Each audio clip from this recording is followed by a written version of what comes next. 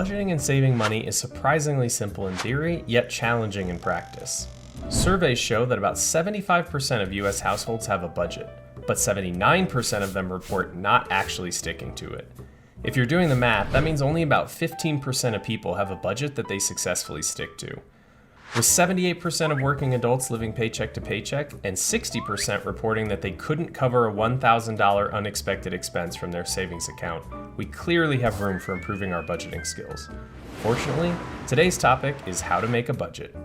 There are many budgeting approaches out there, but they all boil down to three key elements: set spending targets by category, set financial goals, and track your results. Setting spending targets is a simple exercise of gathering data on your previous spending habits and comparing that to your after-tax income. I generally split expenses into needs and wants, though everyone's definition of these categories will be unique to them. Generally, the wants category is the first place you'll look for savings, but don't forget that you can get a need item for cheaper with some effort. Some examples of need items could be groceries, rent, utilities, transportation, insurance, minimum loan payments, or even your phone and internet. On the wants side of the equation, you could have shopping, dining out, alcohol, entertainment, gym memberships, even vacations. Some of these items will be very consistent every month and relatively easy to predict, like rent or insurance. Others might vary wildly. For example, you might have a category for gifts, which is minimal for most of the year and then spikes in December. Most people who undersize their budget do so because they underestimate the frequency and size of these unexpected expenses. You'll get better at estimating these with experience, but if this is your first budget, I recommend creating an expense category called Other and set it at 15% of your after-tax income. This will help cover expenses you didn't think about originally and help you avoid busting your budget. Once you have all the categories of expenses listed out, I recommend looking at your credit card and bank statements for the previous 90 days and trying to put all those old expenses into your newly defined categories. You may find that you need to add some new categories that you didn't think about. You may also find that you can't even remember what some of those expenses were. Either way, that's a good sign that budgeting is going to help you keep better track of your spending. Once you've assigned all your previous expenses to the correct categories, look at the monthly average by category for the last 3 months and put that average next to each expense category. This would represent the base case if you didn't change any spending behaviors. Now sum all those up and subtract that number from your monthly after-tax income. Hopefully the number is positive. If not, don't feel too bad. Actually, more than half of American households spend more than they earn each month. Budgeting will help you to get that back on track. Now that you have a view of your average expenses and base case monthly savings, it's time to start thinking about setting some financial goals. Setting the right goals is really important for maintaining your motivation to stick with your budget. You may already have some goals in mind, which is great. Let's take a moment to make sure you have SMART goals and talk about how they can help you avoid many motivational pitfalls. The S stands for specific. This means clearly defined. A goal like save more money is lacking in specificity. A much better, more specific goal would be put $20 per week into savings this month. Measurable. This is exactly what it sounds like. We want to be able to measure our progress in a numerical way. Notice that our put $20 per week into savings goal has a very clear measurable metric to judge success. Achievable. If you set a goal that's too ambitious, you'll quickly lose motivation when your progress falls short of your expectations. People tend to bite off more than they can chew with overly ambitious goals. Start small and work your way up. Realistic. Similar to achievable, but realistic takes into account your personal preferences and discipline. It might technically be possible to save $100 per week and therefore achievable. But if you really love your morning Starbucks and cutting it is the only way that you can get to that target, then take that into account when setting your goals.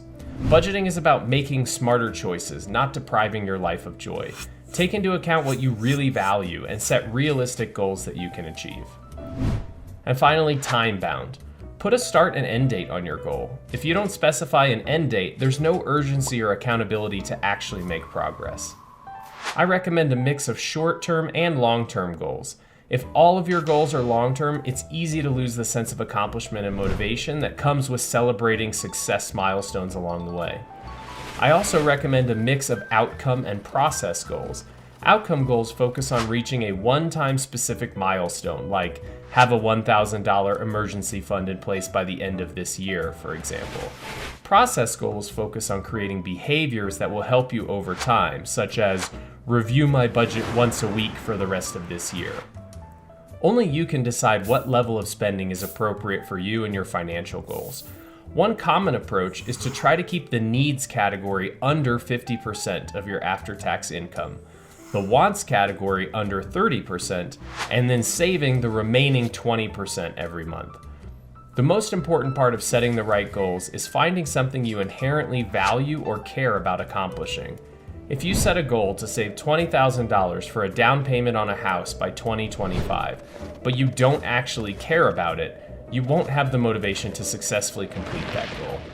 Set aside some time to try and come up with some SMART goals that you care about. A great starting goal could be save an emergency fund that will cover 3 months of expenses. Just make sure to set a realistic time window for accomplishing that goal based on your monthly savings and your budget. I recommend going category by category through your expenses and asking yourself, what would I be willing to reduce to achieve this financial goal? Maybe you're willing to reduce the amount of dining out and cook more meals at home. Or maybe you don't need every streaming service on the planet. This is where the real work of budgeting comes in, making a commitment to yourself to alter your spending habits because you value your financial goals more than the other things that you've been buying. Saving and budgeting is simply making informed decisions about where your money is going every month, rather than spending without thinking about what else you could do with that money. Once you've decided on your financial goals and built a monthly expense budget that will help you to reach them, the last step is to actually follow through on that plan. There are many free tools out there that will pull all the activity from your bank accounts and credit cards and allow you to categorize them, set budgets, set up alerts. I personally have been using Mint.com, which is free, since 2010 for tracking all my expenses and budgeting. But there are many good options out there, so feel free to explore and find a budgeting tool that's right for you. In general, it takes less than an hour to connect one of these online tools to your accounts to help do that monitoring for you. Once it's set up, I recommend logging in once per week and spending 5 minutes assigning categories to each expense that appeared during the previous week. Then when you get to the end of the month, you'll have a clean picture of what you spent in comparison to your budget, and hopefully you're 1 week closer to your financial goals.